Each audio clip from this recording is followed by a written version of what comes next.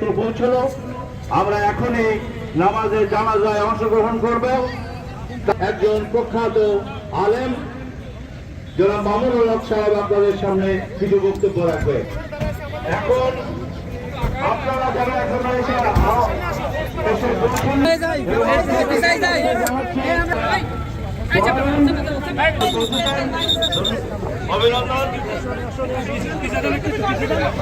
দূরে যান, দূরে যান, একটু দূরে যান। কফিনের ওই জায়গা দেখ, দাদা জানে, শানে রনিতা জানে।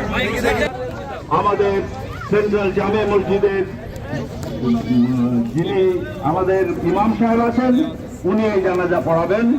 এবং আপনারা যারা এখনো এসে পৌঁছননি, মেহেরবানি করে আপনারা এই জানাজায় অংশগ্রহণ করবার জন্য দ্রুত। আসিয়ার লাশ আমাদের মাঝে এসে পৌঁছেছে। আমরা এখনই জানাজার নামাজে শরীক হব। আমাদের ছোট ভাই জনাব রবিউল ইসলাম নয়ন, যিনি প্রথম থেকে এই আসিয়ার চিকিৎসায় তার সর্বোচ্চ তার পাশে ছিলেন, তার পরিবারের পাশে ছিলেন।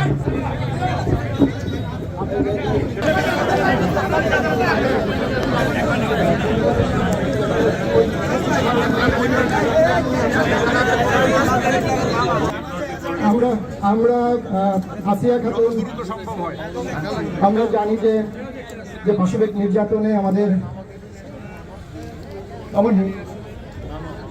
একটা মেয়ে আছে, একটু আসিয়া খাতুন আমাদের ছেড়ে চলে গেছেন কিছুক্ষণ আগে।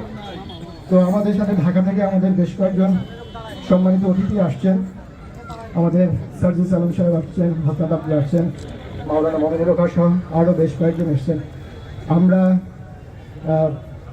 হাসনাত আব্দুল্লাহ তাকে অনুরোধ করছি, সে আমাদের যে উপস্থিত এখানে মামাকে খায়, মামাকে একটু নিয়ে আসেন, মামাকে একটু নিয়ে আসেন, মামাকে। আমরা ভাই এখন সম্ভব না, লাইভ যাওয়া সম্ভব না, অনেক ভিড়। আমরা আসিয়া খাতুনের কাছে না অনেক ভিড়।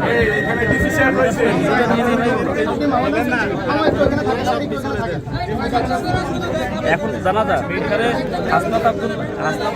আসিয়া খাতুন মারা যায়নি, আসিয়া খাতুনকে হত্যা করা হয়েছে।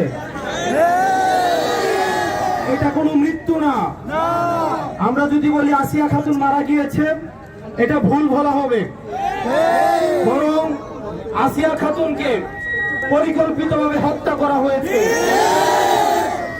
আমরা পুরো বাংলাদেশ আসিয়া খাতুনের কাছে ক্ষমা প্রার্থী।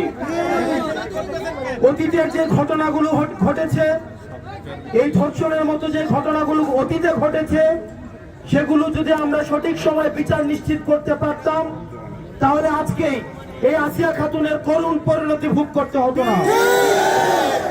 আমরা অতীতে কোন ধর্ষণের একটাও দৃষ্টান্তমূলক শাস্তি আমরা দৃশ্যমান করতে পারিনি। আমরা প্রত্যাশা করব, আমরা পুরো বাংলাদেশ আমরা আসিয়া খাতুনের কাছে ক্ষমা প্রার্থী। আমরা প্রত্যাশা করব এই অন্তর্বর্তীকালীন সরকার ধর্ষকদের এবং খুনিদের, তারা শুধুমাত্র যে ধর্ষক ছিল বিষয়টি এমন না, তারা একই সাথে খুনি।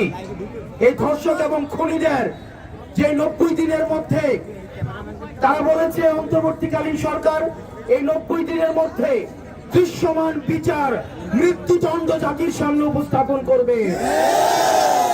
আর যেন কোনো আসিয়ার লাশ সামনে নিয়ে আমাদেরকে জানাজা পড়তে না হয়। আমরা আসিয়ার কাছে সারা বাংলাদেশ আমরা প্রতিজ্ঞা করছি, আমরা পারিবারিক এই যে ডোমেস্টিক ভায়োলেন্স, এই শত আসিয়া বিবৃতিতে কেটে যায়। এই যে পারিবারিক ভাবে যে ডোমেস্টিক ভায়োলেন্সের শিকার যে নারীরা হচ্ছে, আমরা আপনাদের কাছে অনুরোধ করব, আপনারা মুখ খুলবেন এবং আমরা প্রতিজ্ঞাবদ্ধ, আমরা এই ধরনের আর নৃশংসতা এগুলোর আর পুনরাবৃত্তি ঘটাতে আমরা আর দিব না।